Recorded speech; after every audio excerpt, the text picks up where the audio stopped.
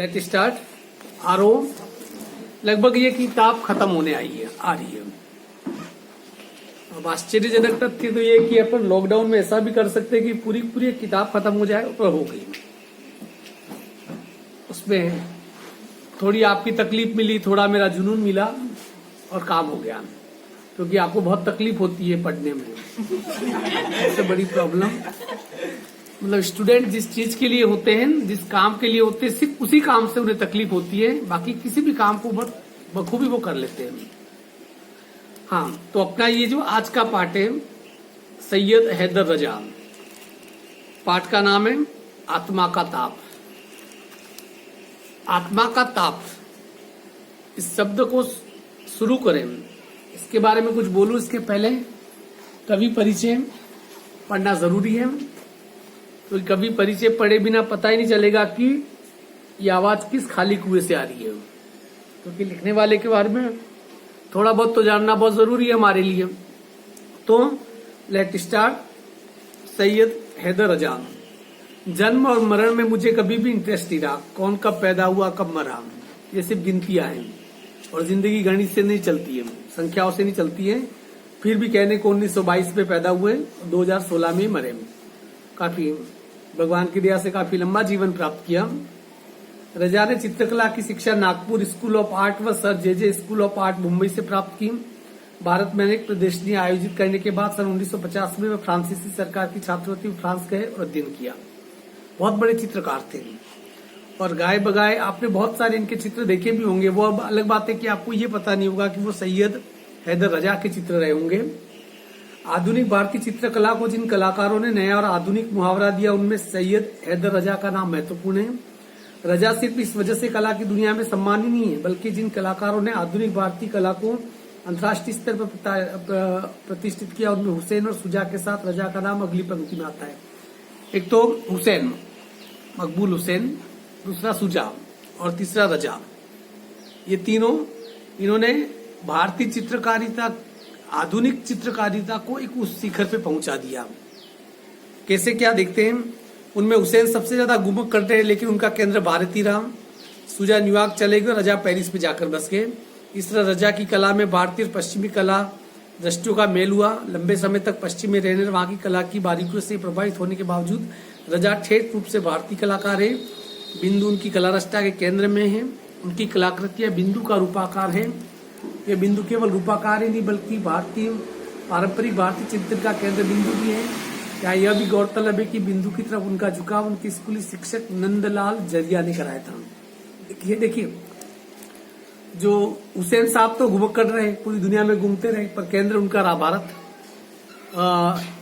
जो दूसरे प्रसिद्ध थे, रजा पेरिस में जाके बस गए और सुजा न्यूयॉर्क में जाके बस गए। क्योंकि वे विदेशों में जाके बस गए तो उनकी दो अंतर्दृष्टियां काम करने लगी। एक तो भारतीय सोच और एक पाश्चात्य सोच। इन दोनों का जिक्र उन्होंने क्या किया कि आपने इसमें किया। जो रजा के चित्रों का जो प्रमुख सार है वो था बिंदु। अब बिंदु ये भारतीय विजन का प्रतीक है। बिंदु का मतलब केंद्र। हम जो बिंदु केंद्र को हम अपनी आत्मा का हिस्सा मानते हैं, और ये नजरिया उन्हें मिला था, उनके शिक्षक थे नंदलाल जरिया ने। रजा की कला और व्यक्तित्व में उदात्तता है। उनकी कला में रंगों की व्यापकता और अध्यात्म की गहराई है। उनकी कला को भारत और दूसरे देशों में काफी सराहा गया। रुडोल्फ वॉन लीडेन, पियर गोदीबेयर, गीती सेन, जाक लासे, मिसिल एम्बेर आदि ने रजा पर मोनोग्राफ लिखे, मतलब कि बहुत ही ज्यादा प्रसिद्ध है। और उनकी कई पेंटिंगें तो करोड़ों में बिकी थी।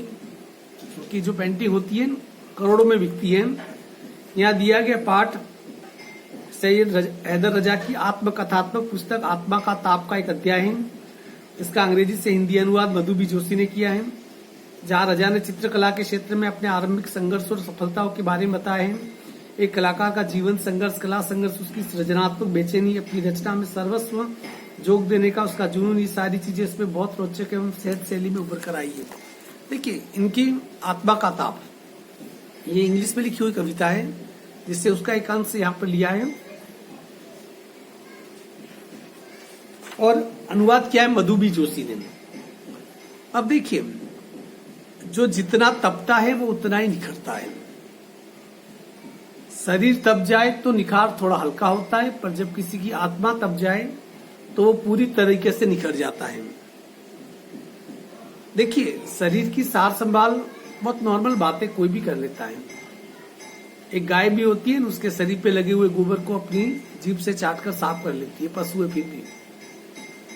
शरीर में निखार लाना कोई बड़ी बात नहीं है, बड़ी बात है आत्मा में निखार लाना। और आत्मा तपे ही कैसे, जब दिखती नहीं है तो तपेगी कैसे? इस चीज को आप थोड़ा समझ लेना। जो जितना संघर्षों से निकलता है उसकी आत्मा उतनी मुखर होती है, उतनी तपती है। अब आप रजा को आज जिसे कहा जाता है कि इतने बड़े पेंटर हैं, पर उस पेंटर बनने के पीछे की जो कहानी होती है, जो संघर्ष की कहानी होती है, वो बहुत कम लोग जान पाते हैं। जैसे यदि आप देखो कि जैसे नरेंद्र मोदी आज भारत के शक्तिशाली प्राइम मिनिस्टर है और दुनिया के ऊपर टॉप के 5 ताकतवर लोगों में से एक है, पर शायद आपको नहीं पता कि मोदी को मोदी हमने नहीं बनाया। मोदी को मोदी उनके जीवन संघर्ष से बनाया।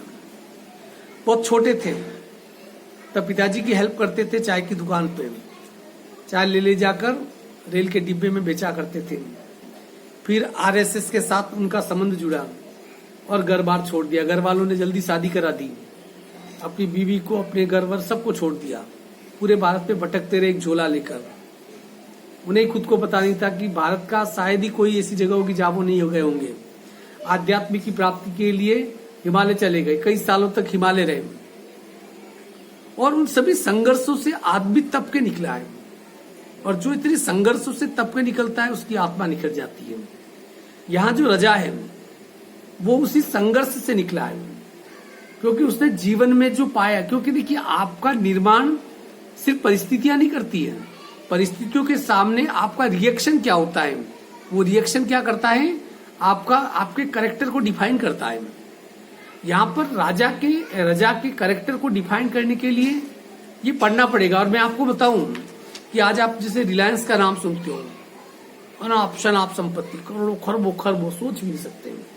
दुनिया की टॉप की 5-10 कंपनियों में, बहु अंतर्राष्ट्रीय कंपनियों में उसकी जगह है।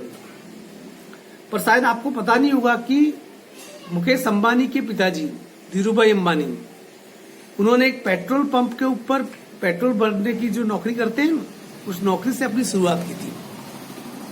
अर्थात कि वो आदमी उस जगह से, उस लेवल से अपने आप को इतना ऊपर उठा लिया उन्होंने।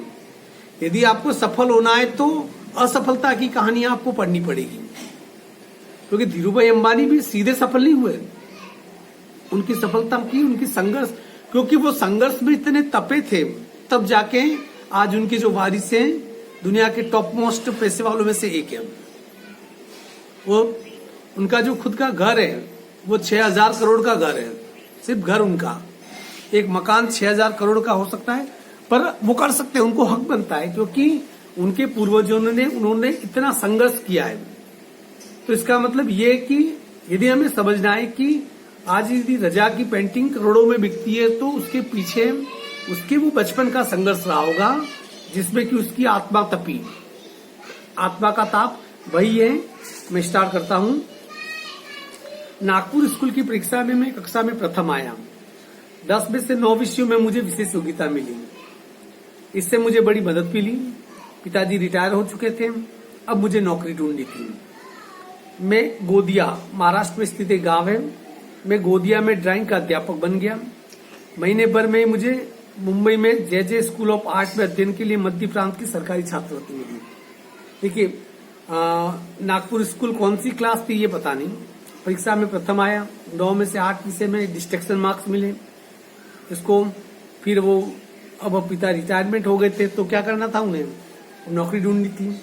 गोदिया में ड्राइंग का अध्यापक बन गए। गोदिया में जगह का नाम है, वहां चित्रकला के अध्यापक बन गए।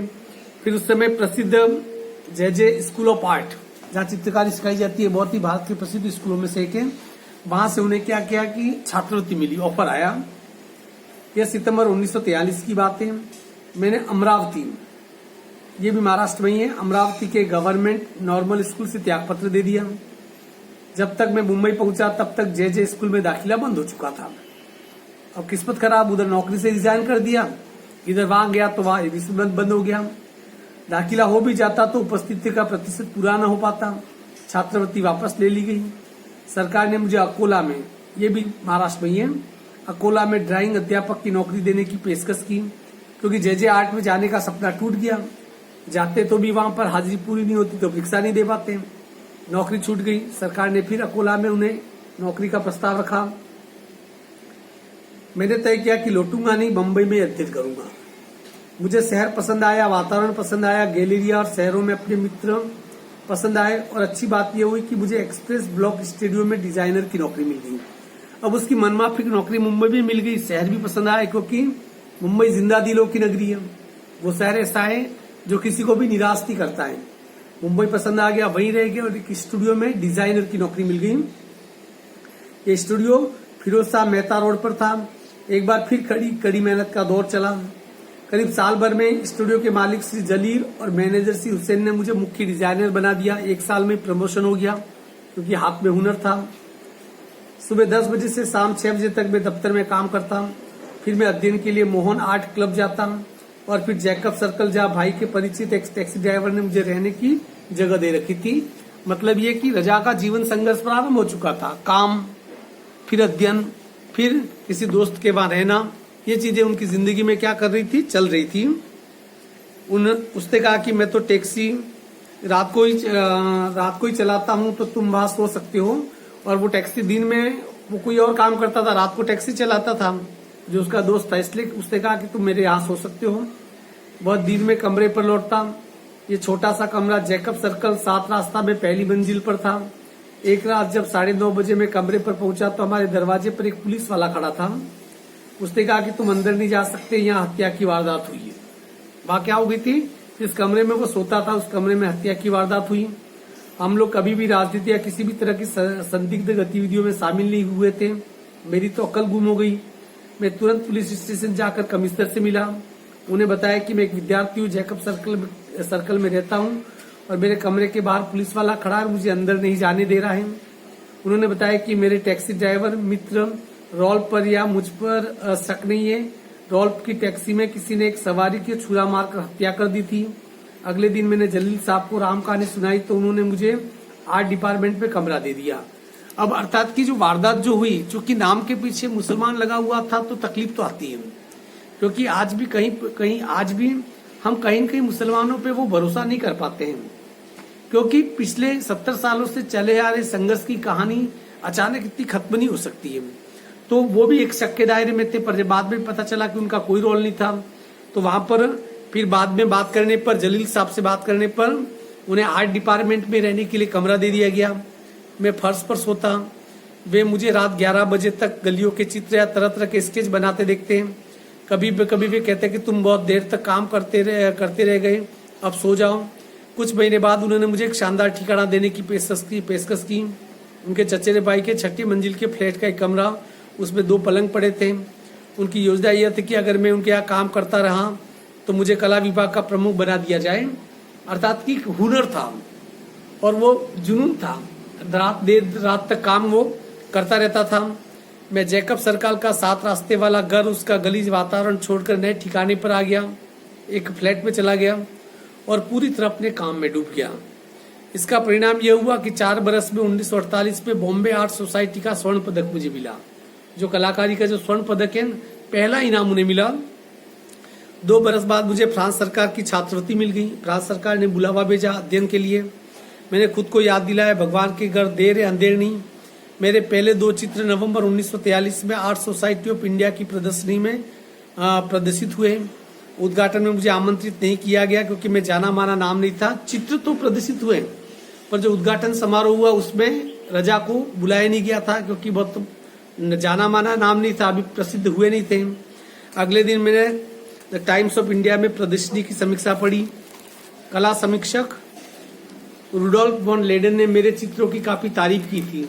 अखबार में जब अगले दिन आया, उस कला प्रदर्शनी के बारे में जब छपा था, उसमें एक विदेशी राइटर था, उसने रजा के चित्रों की बहुत तारीफ की थी।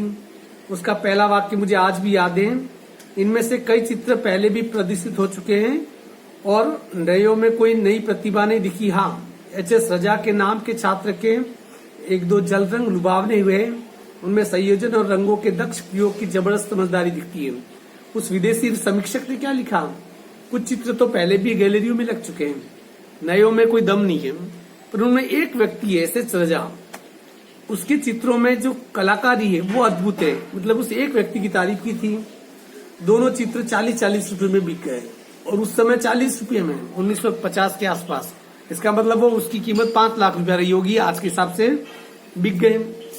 एक्सप्रेस ब्लॉक स्टूडियो में 8-10 घंटा रोज काम करने के बाद भी महीने भर में मुझे इतने रुपये नहीं मिल पाते थे। अर्थात कि 1 महीने काम करता था स्टूडियो में तो भी इतनी तनख्वाह नहीं मिलती थी, सिर्फ 2 चित्रों के बिकने से मिल गए उसे।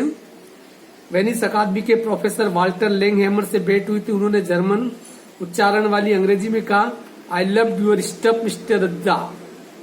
अर्थात क्या कहा उन्होंने, बहुत बड़े कलाकार थे वो, रज्जा मुझे तुम्हारा काम पसंद आया। रुडोल्फ वॉन लेडेन भी कृपया बनाए रखते थे। इसके बाद वियना के कला संग्रह एमेनुअल स्लैंग सिंगर मेरे काम के प्रशंसक बने, वह मेरी बहुमूल्य उपलब्धि थी।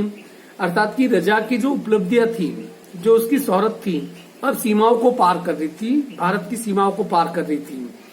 समय के साथ साथ चीजें होती चली गई। प्रोफेसर लैंगहैमर ने काम करने के लिए अपना स्टूडियो दे दिया। Way the times of India में आर्ट डायरेक्टर थे, उन्होंने अपना स्टूडियो दे दिया रजा को। मैं दिन में उनके स्टूडियो में चित्र बनाता, शाम को चित्र उन्हें दिखाता तो वे बारीकी से इनका विश्लेषण करते। मेरे काम में उनकी रुचि बढ़ती चली गई, मेरा काम निखरता गया। वे मेरे चित्र खरीदने लगे। आखिर मेरे लिए नौकरी छोड़कर कला के अध्ययन में जुट पाना संभव हो सका, और नौकरी छोड़ दी क्योंकि वो चित्र जो बनाते थे उनके साथी थे, वो उन्हें बेच देते थे। पैसों की जरूरत अब महसूस होती नहीं थी, इसलिए वो पढ़ाई में जुट गए। 1947 में मैं जे स्कूल ऑफ आर्ट का नियमित छात्र बन गया, क्योंकि अब मैं नौकरी किए बिना भी अपनी फीस और रहने का खर्च उठा सकता था, क्योंकि उसकी पेंटिंगें बिकने लगी थी। भले 1947 और 48 में महत्वपूर्ण घटनाएं घटी हो, मेरे लिए वे कठिन बरस थे। पहले तो कल्याण वाले घर में मेरे पास रहते मेरी माँ का देहांत हो गया। पिताजी मेरे पास ही थे, वे मंडला लौट गए। भाई 1948 में वे भी नहीं रहे, माँ की भी मृत्यु हो गई और पिता की भी मृत्यु हो गई। विभाजन की त्रासदी के बावजूद भारत स्वतंत्र था, अर्थात कि उसी दौरान विभाजन की घटना हुई। हिंदू मुसलमानों के भयानक दंगे हुए। मैं उत्साह था, उदासी भी थी। उत्साह किस बात का था, आजाद हो गए। उदासी क्यों थी, क्योंकि विभाजन हो गया था, इस देश के 2 टुकड़े हो गए थे। जीवन भर अचानक जिम्मेदारियों का बोझा पड़ा। माता पिता की मृत्यु के बाद जिम्मेदारियां बढ़ी। हम युवा थे, मैं 25 वर्ष का था। लेखकों, कवियों, चित्रकारों की संगत थी। हमें लगता था कि हम पहाड़ हिला सकते हैं, और अपने अपने क्षेत्रों में अपने माध्यम से सामर्थ्य पर बढ़िया काम करने में हम क्या हो गए, जुड़ गए। अपनी अपनी कैपेसिटी के हिसाब से हम क्या करने लगे थे, काम करने लगे थे। देश का विभाजन, महात्मा गांधी की हत्या क्रूर घटनाएं थी। उसी दौरान विभाजन हुआ, गांधी की हत्या हुई। और देखिए, कभी भी कोई भी सेंसिटिव, संवेदनशील व्यक्ति होता है, अपनी आसपास की घटनाओं से अछूता नहीं रह सकता है। देखिए, विभाजन इतनी बड़ी त्रासदी थी, उसके जख्म आज भी हरे हैं। आप पंजाब के गांवों में आप चले जाओ, आप बांग्लादेश में आप चले जाओ, आप पाकिस्तान से जो लोग भारत आए थे, उनके घर जो पाकिस्तान में छूट गए थे, उनकी दर्द को यदि आप सुन लो तो आपको लगेगा कि ये विभाजन तो कल ही हुआ था। क्योंकि इधर से ट्रेन भर के, लाशों से ट्रेन भर के उधर जाती थी। हम लिखते थे गिफ्ट फॉर जिन्ना, उधर से ट्रेनें भर के आती थी, हिंदुओं की लाशें भर के, एक gift for Nehru and Gandhi. ये थे, मतलब कि कई कई किलोमीटर, 20-25 किलोमीटर लोगों के रेले थे। लाखों लोग उस विभाजन की त्रासदी में मारे गए थे। और सब जब लेखक, चित्रकार, ये लोग जब देखते हैं तो उनकी संवेदनाएं अंदर से कहीं कहीं हिल जाती है। गांधी की हत्या, ये भी एक क्रूर घटना थी। हमें इन क्रूर अनुभवों को आत्मसात करना था, हम उसमें उभर काम में जुट गए। अर्थात कि इन घटनाओं को सहना भी था, उससे उबरना भी था, और उबर कर वापस क्या करना था, अपने काम पर भी हमें लगना था। 1948 में मैं श्रीनगर गया, वहां चित्र बनाए। ख्वाजा अहमद अब्बास भी वहीं थे। ये वो शायद फिल्म और निदेशक हैं। कश्मीर पे कबायली आक्रमण हुआ। 1948 में क्या हुआ था, कश्मीर में कबायली आक्रमण, पाकिस्तानी सेना कबायलियों के वेश में 1948 में पाकिस्तान का पहला आक्रमण कश्मीर पे हुआ था। तब तक मैंने तय कर लिया था कि भारत में ही रहूंगा। मैं श्रीनगर से आगे बारामूला तक गया। घुसपैठियों ने बारामूला को ध्वस्त कर दिया था। मेरे पास कश्मीर के तत्कालीन प्रधानमंत्री शेख अब्दुल्ला का पत्र था, जिसमें कहा गया था कि ये एक भारतीय कलाकार है, इन्हें जहां चाहे वहां जाने दिया जाए और उनकी हर संभव सहायता की जाए। एक बार मैं बस पे बारामूला से लौट रहा था या वहां जा रहा था तो स्थानीय कश्मीरियों के बीच मुझे पैंटधारी शहराती को देखकर एक पुलिस वाले ने मुझे बस से उतार दिया।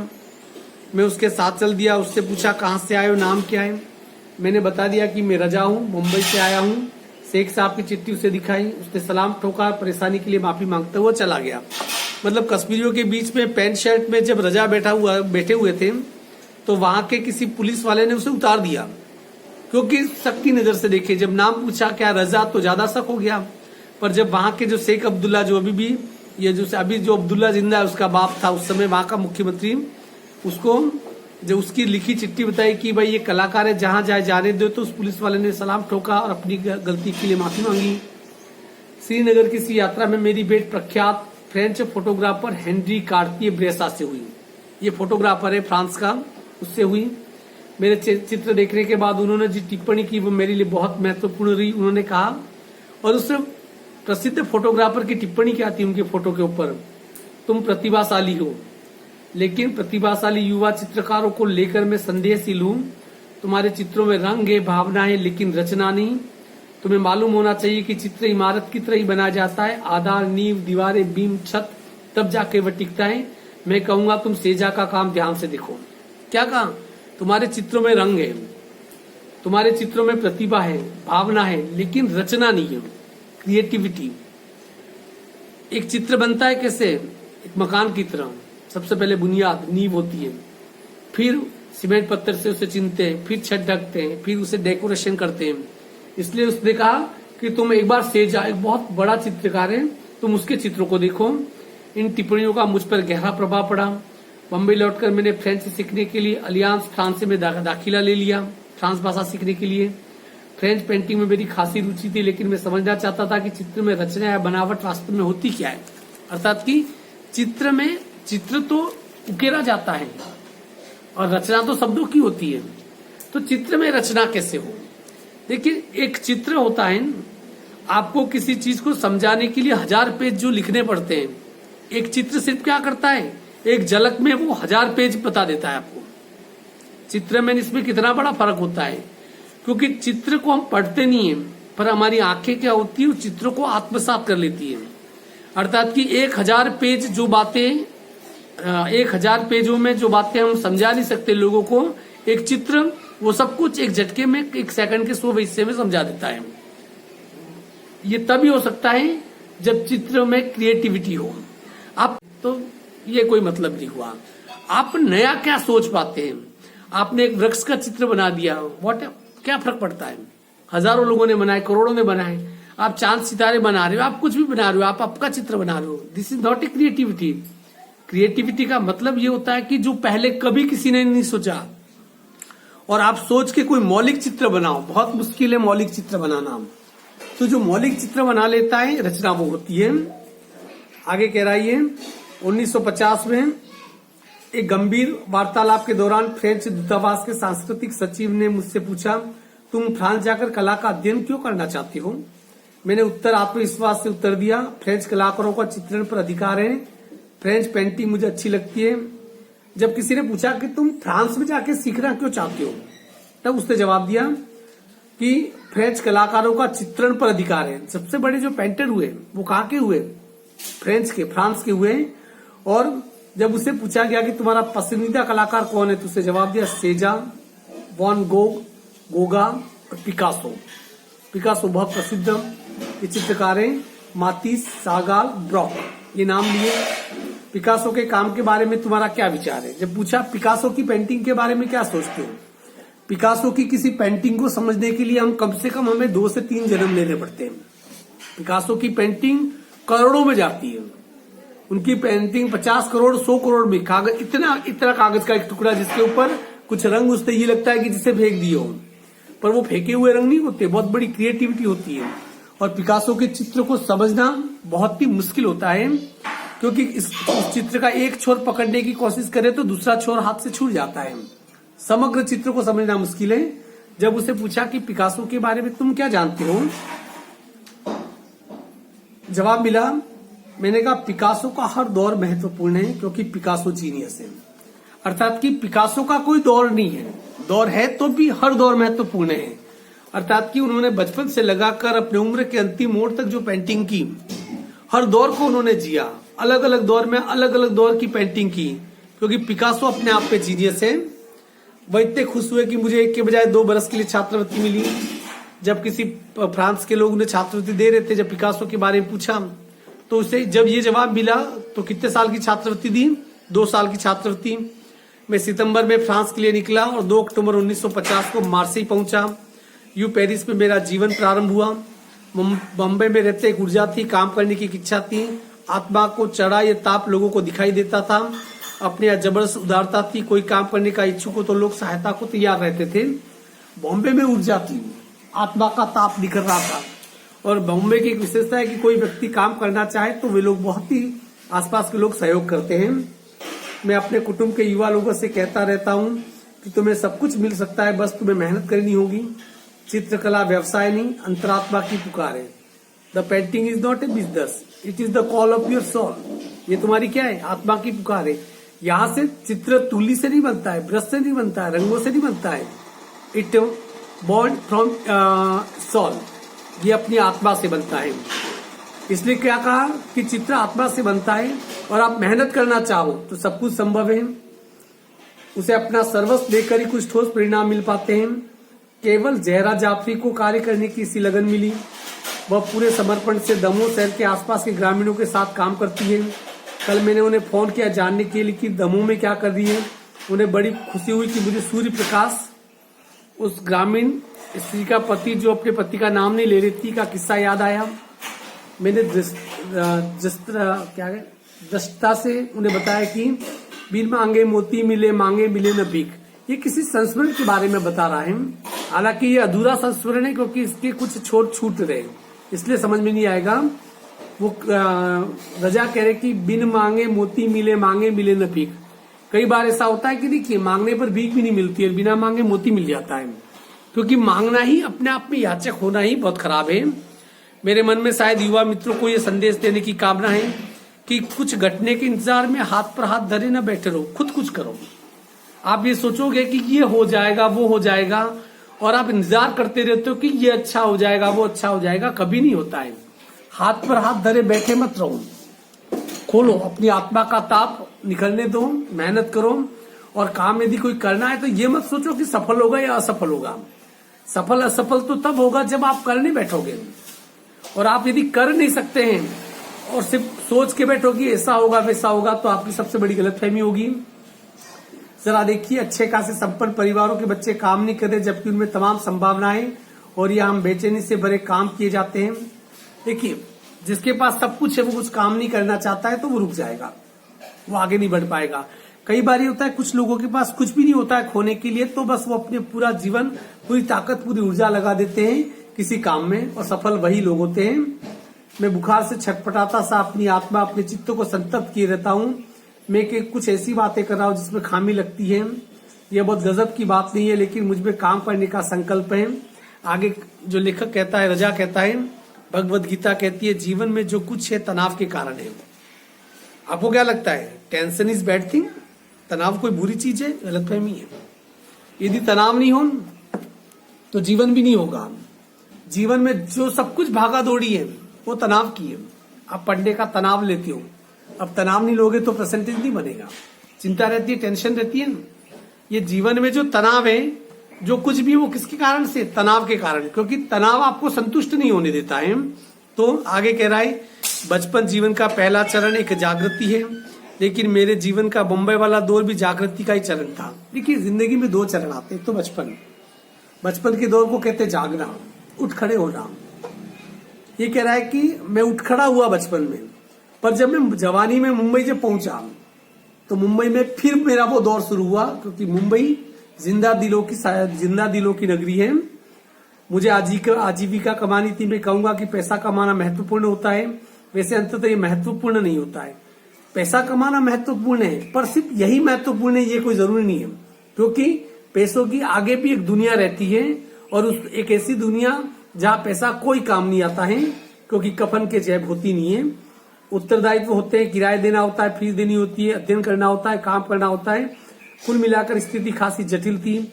मेरे माता पिता के न रहने, राष्ट्रपिता महात्मा गांधी को खो देने से जटिलता और बढ़ी। और कवि कह रहा है कि देखिए, पैसा बहुत महत्वपूर्ण होता है। जब ये संघर्ष कर रहा था, फ्रांस में था, उस समय पैसा बहुत महत्वपूर्ण था इसके लिए। क्यों? क्योंकि खाना पीना जुटाना, रहना, वहां की पढ़ाई की व्यवस्था, ये सब किससे हो सकती थी? साथ में कह रहा है एक और तनाव इस चीज का था, दूसरी तरफ तनाव था महात्मा गांधी को खो देने की, क्योंकि महात्मा गांधी के जीवन का रज्जाक के ऊपर बहुत प्रभाव था। और उस जमाने की जो पीढ़ी थी 1945 से 48 के बीच की, या उस जमाने की, उन सभी के ऊपर किसी न किसी प्रकार से महात्मा गांधी का प्रभाव था। और हमेशा ध्यान रखना कि व्यक्ति अपने जीवन काल में ही उस शिखर को यदि छू ले तो उसके बाद फिर उसका उतार शुरू हो जाता है। और होता क्या है कि व्यक्ति जब तक जिंदा है तब तक उसको, कैरेक्टर को दुनिया डिफाइन नहीं करती है, परिभाषित नहीं करती है। पर जैसे जैसे वक्त गुजरता गया, लोग गांधी को डिफाइन करते गए। गांधी की झलक थोड़ी थोड़ी, उनका जो ताप था वो धीरे धीरे क्या होता गया, कम होता गया।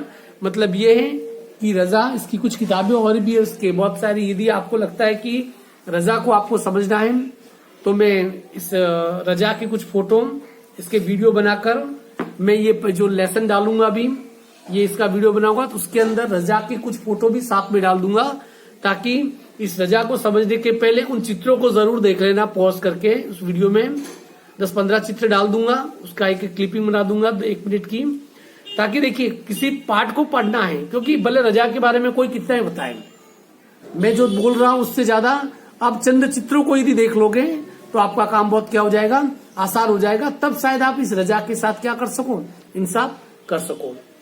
लगातार बोलते हुए थक गया, आज के लिए इतना ही।